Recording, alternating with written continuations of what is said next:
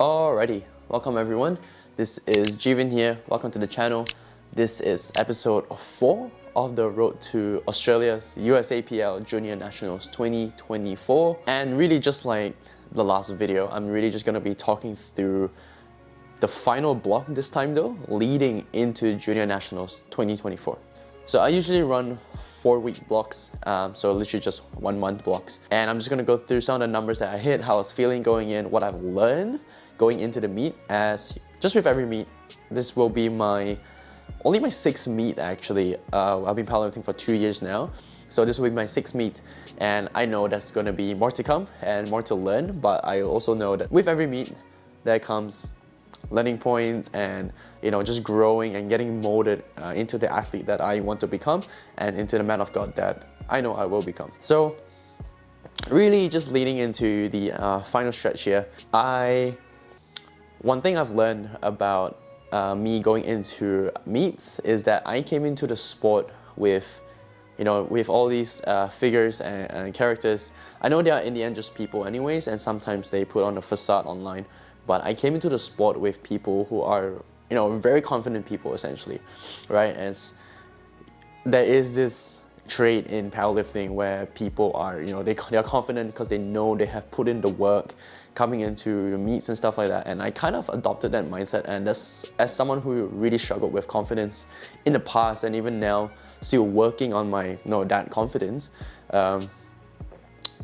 looking at those figures for me was very encouraging going into this sport in particular, because for me it really kind of like, oh yeah, if I put in the work, you can really be confident, and you do need some sense of self-belief and some sense of confidence when you are approaching a heavy weight, or when you're about to get crushed under a barbell. So I came into the sport with a lot of that mindset, I guess, carrying in, and I kind of adopted that. And I actually think in some ways it has actually really benefited me, which I will talk about my meet recap of Junior Nationals.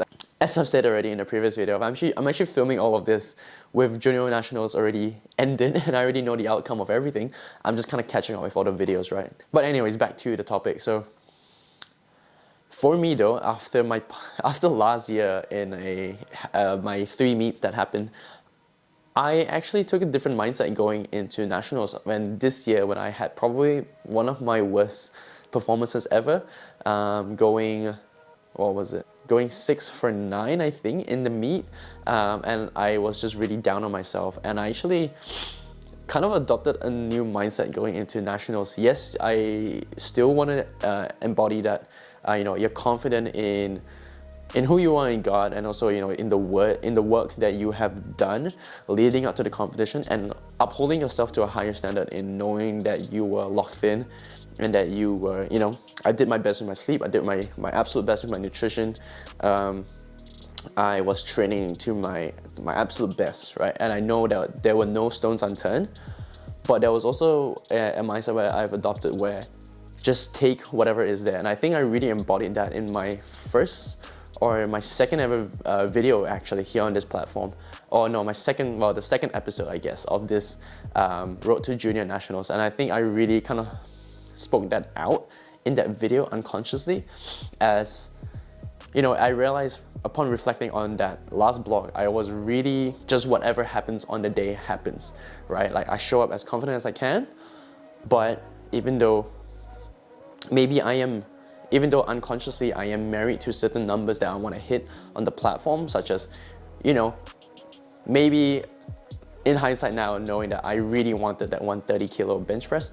So obviously going into the meet, I really wanted that 130, but knowing bench press is the most finicky of the 3 lifts, where there's so many things that you have to look out for on meet day, such as, the carpet, the judging, the bench, the press calls, things like that, right? So what I've learned is to really just be open to whatever happens on the day, essentially. So that was my mindset in the block, the last final block leading into Junior Nationals. I was training as hard as I can, and honestly just learning to be in the moment, and knowing that no matter what the outcome happened, I did my best. So anyways, without further ado, these are the numbers that I hit leading into Junior Nationals. So with squat pretty good for me. I actually hit 190 kilos. I actually hit this number twice in the block. So if I just pull it up right here, so I have 4 weeks in the block. I actually hit 190 kilos on week 3, and then on the week 4, which is actually the taper, this seems to be working for me. But essentially I actually hit my heaviest squat on the week of the taper, and then leading into competition.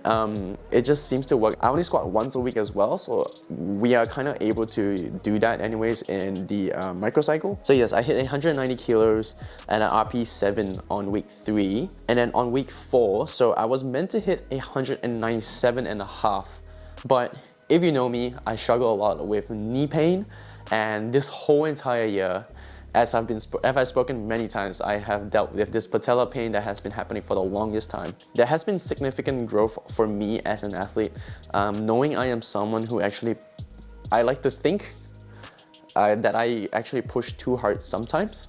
And my coach, Chris, actually has been really good at pulling me back.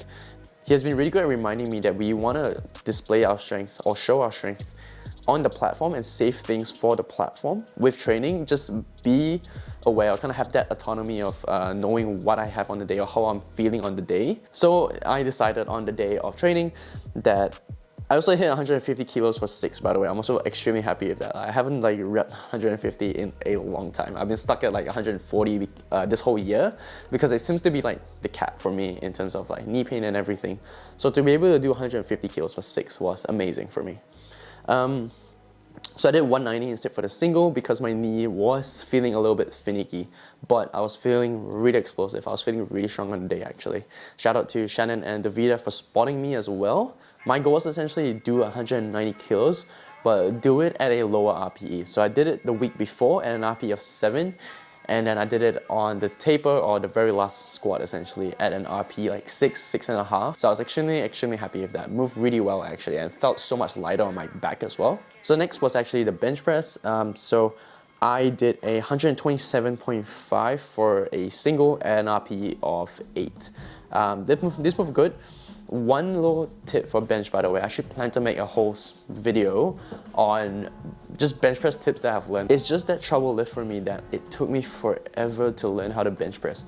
But one really quick tip is that in this entire like the 2-3 months, or more so in this almost this entire year, my coach and I has essentially we've been working on trying to get me to learn how to retract properly, which sounds really funny. Coming from a parkour background and like, you know, knowing how to do all these acrobatic movements, I should be able to use my scapulars pretty well in terms of, you know, I also got into a little bit of calisthenics, you know, doing the planche, things like that, but I actually couldn't like retract very well, which is extremely funny actually. So in the bench press, what I've learned is that I know a lot of people actually talk about chest to the bar. So let's say the bar comes out at 90% and then you bring up your chest for the last 10%, right? Something like that. And I think that's a good cue. However, for me, when I actually did that, I actually ended up just lifting my bum off the bench and my bum kept flying off instead. So with Chris working a lot on my mobility and actually just freeing up my shoulders, learning to actually retract in the bench press actually really helped me. So instead of thinking about chest to bar, all I really thought about as the bar descends, I am actually just retracting my shoulders. And that in by itself kind of pops my chest out. So that's just my small little cue or small little tip that I had for my bench press. But that really helped me out to actually have a just much more stable pause. So onto sumo deadlifts, what I did essentially was I had a rep PB of last block I did 200 for 7. This block I did 205 for 7 this time. And I also did a fatigue single of 247.5, moving at around an RP 8.5/9. So really happy with that, to be able to hit 247, almost 250 basically, as a fatigue single. I also did not have any struggles with grit strength in this prep, so I was really happy with that. But you will see the outcome of my actual meet recap essentially.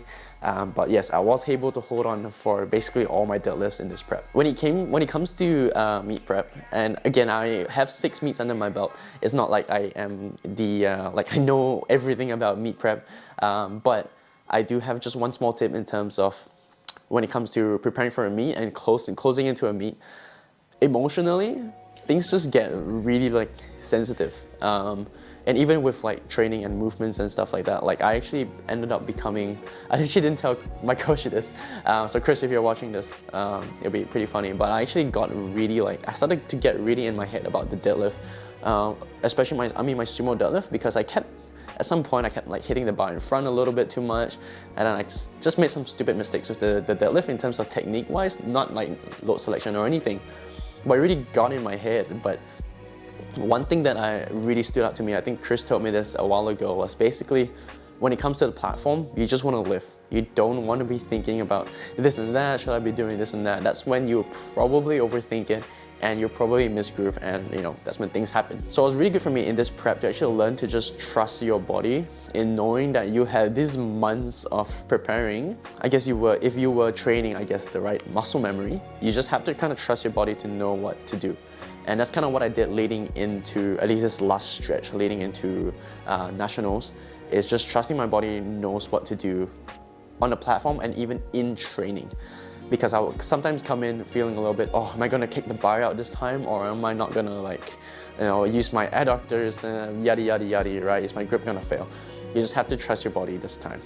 And that's something I actually had to teach and had to also relay to my first ever athlete competing in junior nationals, which I'm extremely proud of, Shannon. Shout out to Shannon. So I actually had to relay that information to her as well, which is super useful being a coach / athlete, because I'm trying to care and also manage Shannon's training, that I'm also able to look at my own training more objectively. Some of the things that I actually tell her ends up being like, I'm just telling it to myself, really. So those were mainly the main lifts that I did leading into the competition. But really, this is the last episode in terms of the actual training for leading into junior nationals. I was actually pretty confident, and really it just wrapped things up in a ribbon for this prep. So next video will be the meet recap itself. Hope you guys got something out of this video, and I'll catch you in the meet recap video.